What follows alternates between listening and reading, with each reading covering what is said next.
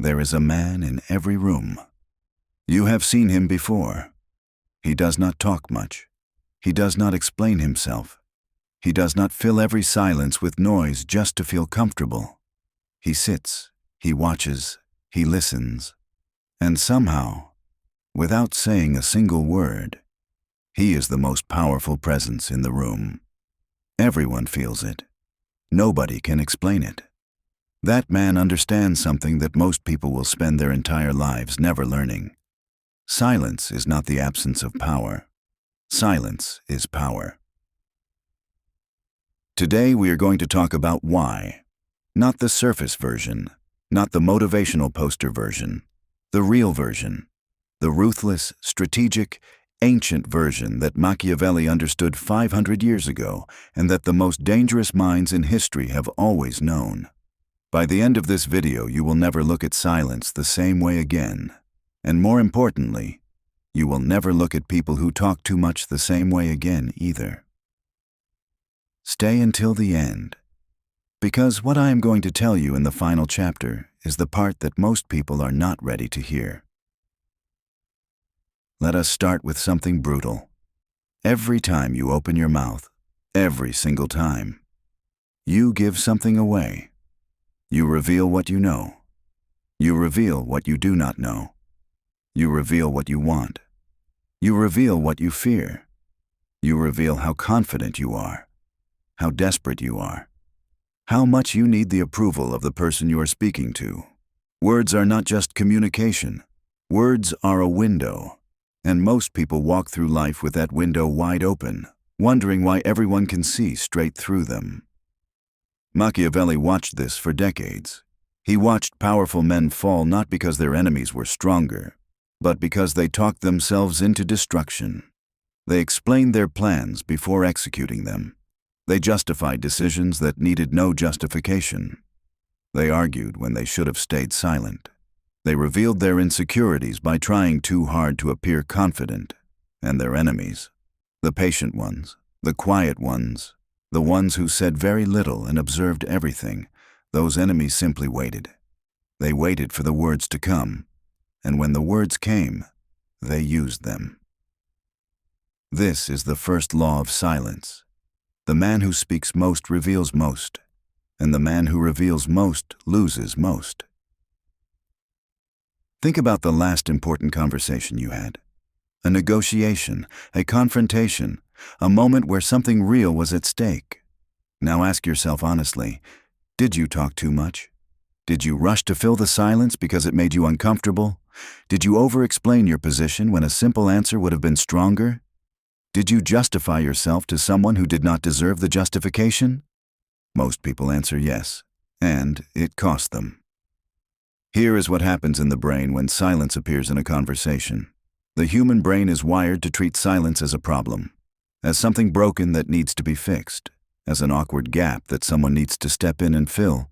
And most people, automatically, without thinking, driven by pure social anxiety, step in and fill it. They talk. They say things they did not plan to say. They make offers they did not intend to make. They reveal information they should have kept private. They apologize for things that required no apology, all because they could not tolerate 7 seconds of quiet. The man who can sit in silence while others squirm, that man controls the conversation. Not because he is smarter, not because he has more information, but because he has mastered the one thing that most people never practice: comfort with discomfort. Let me tell you about the silence in negotiation. This is where silence becomes a weapon so sharp that most people do not even realize they have been cut. Imagine you are sitting across from someone who wants something from you. Maybe it is a business deal. Maybe it is a salary negotiation. Maybe it is simply a situation where two people want different things and one of them will have to give ground. They make their offer. Now most people respond immediately.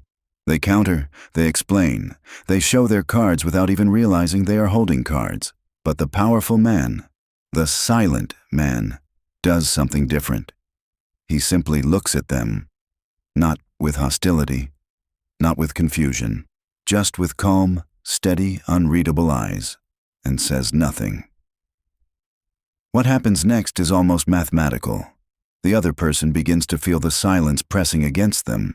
Their brain interprets the silence as disapproval, as insufficient, as a sign that their offer was not good enough. So they talk. They start explaining their offer, justifying it, adding to it. Sometimes, without being asked for a single thing, they improve it. All because you said nothing. I have watched this principle operate at every level of human interaction, in boardrooms and back alleys, in palaces and in simple village negotiations. The one who speaks first after the offer is made almost always loses. Remember this, the one who speaks first loses. Now let us talk about what silence does to your reputation. There is a concept that Machiavelli understood deeply. Mystery is power. When people cannot read you, when they cannot predict you, they are forced to respect you. They treat you carefully. They think twice before crossing you. They wonder about you. They talk about you. And all of that, the respect, the caution, the curiosity, comes not from anything you did. It comes from what you did not say. Think about the most compelling people you have ever met in your life. Not the loudest ones. Not the ones who told the most stories or dominated every conversation. The ones you remember. The ones who left an impression that stayed with you long after the evening ended. I would guess that those people spoke carefully. They chose their words with precision. They left things unsaid. They created space in the conversation that made you lean in rather than pulling back. That space, that deliberate, strategic emptiness, is what made them magnetic. When you talk constantly, you eliminate mystery. People know exactly what you think, exactly how you feel, exactly what you want, and what you fear, and what makes you happy, and what makes you insecure. There is nothing left to wonder about. And when there is nothing left to wonder about, there is no reason to keep paying attention. But when you are selective, when you speak only when you have something real to say and remain quiet the rest of the time, people start to wonder, what is he thinking? What does he know that he is not saying? What is going on behind those calm eyes? That wondering is influence. That wondering is power. Let me talk about something that most people get completely wrong about silence. They think silence is passive. They think staying quiet means accepting, means agreeing, means having nothing to contribute. This is one of the most expensive misunderstandings a person can carry. Silence is not passive. Silence is the most active choice you can make in a conversation. It takes far more discipline to stay quiet than to speak. It takes far more confidence to let a silence sit than to rush in and fill it. It takes far more intelligence to absorb what is being said and say nothing than to immediately react. Reaction is animal. It is instinct. It requires nothing. Response, deliberate, chosen, timed, is strategic. It is human at its highest level. And silence is the space between stimulus and response where all genuine power lives. Machiavelli wrote about this principle without using the word silence directly, but it is woven through everything he observed about power. He noted that the most dangerous men he had ever encountered were not the loudest or the most aggressive. They were the ones who seemed to be barely paying attention, the ones who sat quietly at the edge of conversations, absorbing everything, revealing nothing. And then, when the moment was exactly right, they moved. Not with noise, not with announcement, not with warning. They simply moved. And by the time anyone realized what had happened, it was already over. Now I want to talk about silence under attack, because this is where most people fail. When someone insults you, challenges you, tries to provoke a reaction from you, what do? Most people take the bait. They defend themselves. They argue back. They explain why the attack was unfair or inaccurate. They match the aggression with aggression, and in doing so, they hand the attacker exactly what the attacker wanted: a reaction. Here is the truth that most people cannot accept about provocation. When someone tries to provoke you, they are not trying to win an argument. They are trying to destabilize you. They are trying to pull you out of your calm and into their chaos. They are trying to make you emotional so that you stop thinking clearly and start making mistakes. Every time you react, every time you bite the hook, you confirm that they have power over your emotional state. And in that confirmation, you give them something far more valuable than a winning argument. You give them control. The man who responds to provocation with silence is doing something that looks passive, but is actually devastating.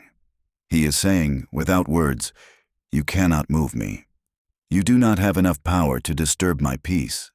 Whatever you have thrown at me is not worth the energy of a response." That message, delivered through silence, lands harder than any comeback ever could. Because a comeback can be argued with. It can be countered. It gives the attacker something to work with.